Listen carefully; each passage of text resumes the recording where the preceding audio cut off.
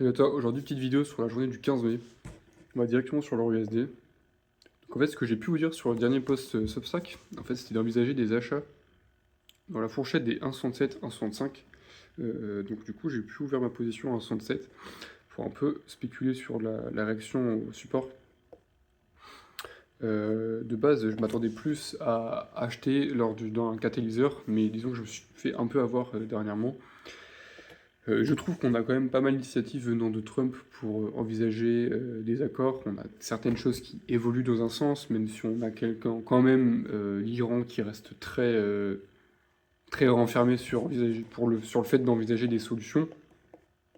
Ce qui me permettait en fait d'envisager quand même un achat sur EURUSD à court terme. Mais du coup, dans ce contexte, on a quand même cassé les 1,65. En fait, c'est tout simplement porté par la forte inflation sur les prix à la production, ce qui pourrait vraiment avoir un énorme impact sur les taux, étant donné que, enfin les prédictions de taux du moins, étant donné que là, on a la vraie cassure des 4%, c'est ce que je vous avais dit, si on vient casser 4%, ce qui était fort probable, ça allait avoir un énorme risque de croissance, enfin de ralentissement sur la croissance. Donc là, on vient de casser les 4%, et on devrait ça devrait se refléter un peu sur les, sur le dollar, et c'est ce qui s'est reflété d'ailleurs, parce que si on va sur le DXY, on remarque clairement la cassure de tendance, on vient retourner au 99, la prochaine fourchette, on va dire que c'est les 100 dollars, donc à suivre enfin on va voir comment ça va évoluer tout ça.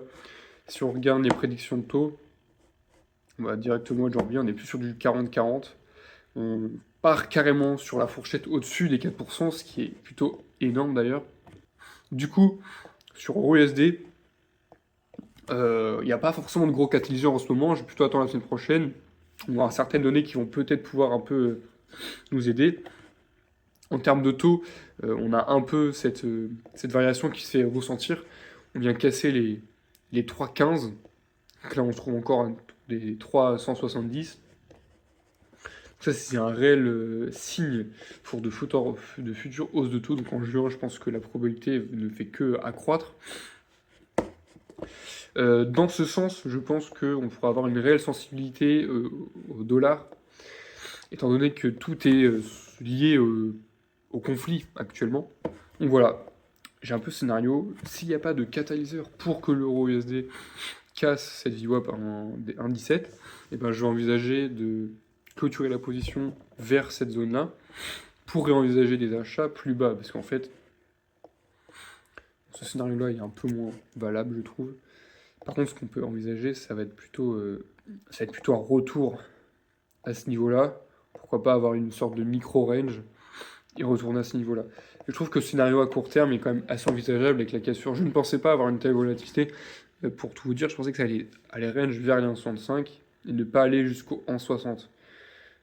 Donc je suis assez perplexe sur cette idée-là.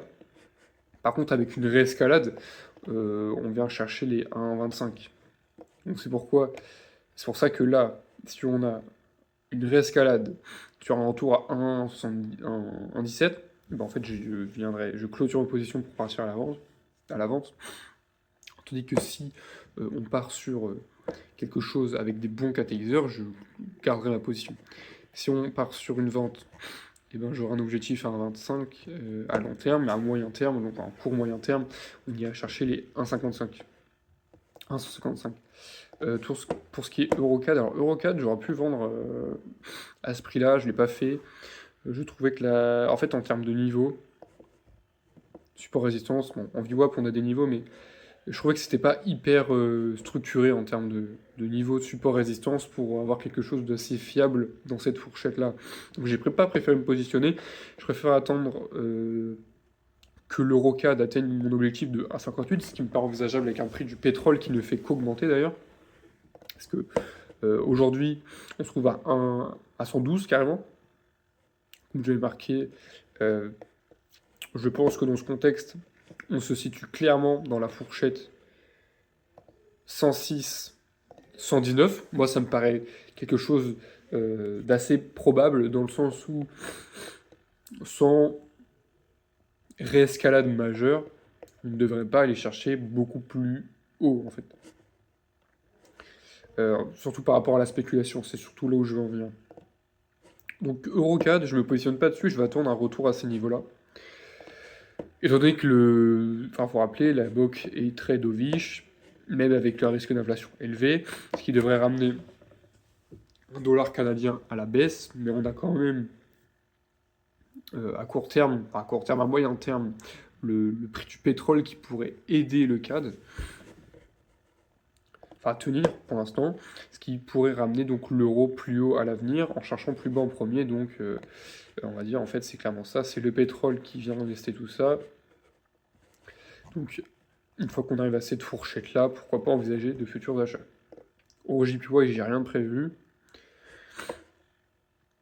Euro GBP, bah alors du coup, Euro GBP, on est clairement sur un contexte de survaluation. Je trouve que là, c'est principalement dû au contexte politique en Angleterre. Donc là, on se trouve à plusieurs 21 dans la journée. Je pense que là, à ce niveau-là, on commence à taper dans une zone de résistance qu'on devrait retourner à la VWAP. Mais on reste quand même surévalué parce qu'il n'y a pas de purs fondamentaux hors politique liés à la valeur du GPP. Là, je vais sûrement faire une prochaine vidéo sur ma méthode d'analyse fondamentale, mais j'ai un peu une certaine réflexion liée aux informations à traiter pour les monnaies. Je ferai une petite vidéo. Enfin, en fait, je vais même le dire là carrément. En fait, dans cette situation-là, j'ai un peu une... Merde, voilà. On va dire que la tendance de fond, pour le GBP, on va dire qu'il est... c'était baissier avant, là on est plus haussier grâce au rendement. Ok, cool. Donc là, en fait, on a les tensions politiques. Pour moi, la tendance de fond haussière à moyen terme grâce au risque d'inflation. Donc, pour moi, le risque politique dans cette tendance haussière, ça va être une rupture dans cette zone, on va dire, qui vient chercher à la baisse. Et une fois qu'on a un peu une dilution de ce risque politique, c'est de retourner là-haut et de retourner dans cette tendance de fond. Donc en fait, là, on se trouve un peu dans cette zone-là. En fait, on se trouve dans cette zone-là, ce qui nous permettrait d'aller chercher en fait VWAP. Si on a des fondamentaux mauvais pour le, enfin bon pour le GBP la semaine prochaine, ou mauvais pour l'euro, on va aller chercher un peu plus bas, refuser les achats à la VWAP, ou aller retracer en 86, enfin 0,86 pour aller chercher des beaucoup plus hauts, par des niveaux là, les 0,87,5. Voilà. Euro haut, pas de position, moi je me suis en ordre d'attente en bas, je rentre pas pour l'instant, je vais pas, justement pas rentrer d'ailleurs. Euro CHF, je me suis repositionné dessus par la cassure des probabilités hausses de taux. Le support tient toujours la route, mais il est quand même très menacé. Donc là, pour moi, le prochain niveau, c'est celui-ci. Mais ça m'étonnerait qu'on ait une cassure, dans le sens où les interventions, enfin, pas forcément d'intervention, mais le risque de change pour le CHF déjà commence à être très menacé dans cette fourchette-là. Donc en essayant d'attaquer ces niveaux-là, on a quand même un fort risque de retournement à la hausse. C'est-à-dire qu'à ce niveau-là, on pourrait clairement les chercher comme ça, ou comme ça. Voilà. Donc je reste positionné dessus. On va voir l'évolution des cours. Pour moi, ce qui pourrait rester l'euro, c'est principalement par polarité, enfin par corrélation de l'euro USD.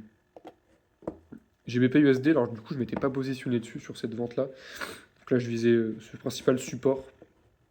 Là, mon autre scénario, du coup, c'est soit on retourne directement en bas, soit on retrace à la VWAP résistance et on va chercher plus bas pour aller plus haut. GBP CAD, alors GBP CAD, du coup, j'ai deux projections. J'aurais pu vendre plus haut, mais je n'ai pas préféré le faire. Mais du coup, dans ce contexte, j'ai deux niveaux d'achat. J'ai ce niveau-là et ce niveau-là. Là, on a une première action. Je trouve qu'on n'a pas de gros catalyseurs. En fait, si on suit un peu l'histoire de la corrélation, il y a l'euro CAD, c'est plus bas. Mon achat est plus bas. Du coup, pour GBP CAD, j'envisage sûrement des achats plus bas. GBP, JPY, bon, j'ai pas grand-chose. Je suis pas positionné dessus, je compte pas me positionner. GBP O2, je vous avais noté un peu ce niveau d'achat. Du coup, ce niveau d'achat, il va pouvoir être pris en compte vraiment si on a une escalade réelle du conflit, enfin une réescalade. Dans le cas contraire, là, j'envisage rien du tout. Parce qu'en fait, notre action là, de guerre, elle était haussière. Donc pourquoi pas, en cas de conflit, de envisager des achats. Mais là pour l'instant, il n'y a pas de facteur pour le DJPY. Le DJPY, je m'attendais à un scénario un peu différent. Je m'attendais à quelque chose de plus volatile, nous permettant de envisager des plus bas pour acheter, mais moi je ne me positionne pas trop à l'achat en ce moment dessus.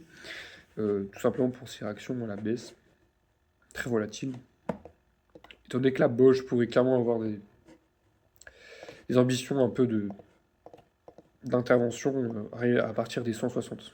USD-CHF, USD-CHF, ça aurait pu être dans USD4, USD4, ça aurait pu être quelque chose d'envisageable, des achats, mais pareil, encore une fois, il fallait bien casser cette résistance, qui n'était pas forcément très probable. Pour moi, on est quand même encore sous-évalué, qu'on pourrait aller chercher ce niveau-là, et envisager des achats à l'avenir. Donc là, c'est porté par les probabilités de hausse de taux venant de la Fed, même si on a un cas de baissier, ça va être porté par les prix du pétrole, quand même. Donc voilà, c'est mon scénario initial.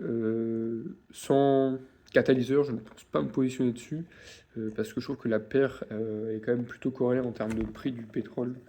Donc ce qui pourrait vraiment changer les choses, c'est le conflit encore en Iran, c'est un peu le sujet en amont de tout d'ailleurs. USD-CHF, bon, j'ai pas de position, là j'avais mis un peu cette réaction, tac tac, VWAP puis la baisse, puis repartir à la hausse avec une cassure. Donc sur l'aude, je m'étais mis un ordre en attente sur l'aude, l'aude USD, mais je n'ai rien fait. Je suis pas rentré dedans, déjà parce que ça devait être pendant la nuit. Non, même pas, j'ai pas déçu, c'était pendant la nuit, mais j'ai pas préféré, parce qu'on a quand même une RBA qui est en période de hausse de taux.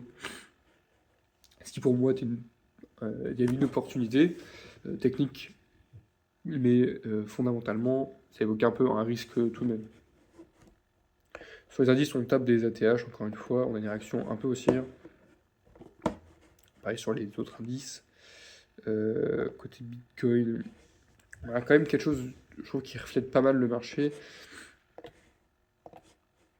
C'est-à-dire que les 83 000 restent un seuil, un plafond, qui pourrait réellement persister avec une guerre qui n'aboutit à rien pour l'instant.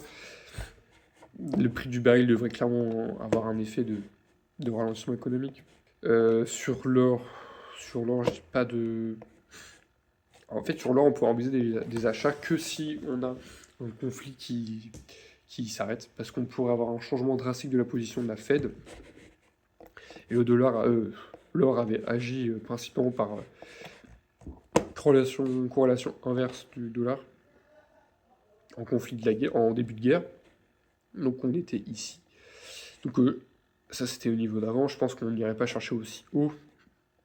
Mais ce niveau de résistance-là me paraît quelque chose d'assez envisageable. De toute manière, même hors guerre, on devrait avoir une Fed qui devrait être au quiche à court terme, le temps que l'inflation s'estompe. Même si on a un gros risque de ralentissement économique, je pense que c'est un sujet qui sera durement évoqué à l'avenir. Côté Brent, j'avais fait un peu mon scénario technique, enfin graphique, de rebondir, casser, retour VWAP, résistance, enfin support, puis revenir à ces niveaux-là, puis casser. Ça c'est mon scénario de base, sans réescalade. Pour moi la fourchette, ça reste celle-ci, comme j'ai pu vous l'expliquer juste avant. Et dans le cas d'une désescalade, on ne devrait pas taper les 95, en dessous des 95 non plus si rapidement. Alors, je sais pas si j'ai quelque chose de plus à dire. Donc, voilà, ça se fait un peu en deux phases, comme je l'ai expliqué sur l'euro-USD, c'est un peu mon trade principal. Pour tout ce qui est intérêt ouvert, j'ai pas grand chose à dire. Sur les augmentations, on n'a pas non plus de gros volumes, je trouve. Là, dans le scénario technique, c'est vrai que c'était assez vendeur, pour diverses raisons, je trouve. Par certaines divergences, cassures de tendance et support résistance. Mais fondamentalement, je trouve que on n'a pas non plus d'hyper gros catalyseurs, indicateurs pour aller chercher plus bas que les 160 actuellement. Dans le cas contraire, ce que j'ai expliqué, c'était un retour aux 170. Voilà, j'ai pas énormément de choses à dire. N'hésitez pas à aller regarder mon post Substack. J'explique un peu plus les données économiques, c'est assez global. En ce moment, je fais des choses un peu moins précises. Une fois que tu as les données en tête, c'est ce qui compte le plus. Mais vous attendez pas à de gros postes pour aujourd'hui et le reste de la semaine.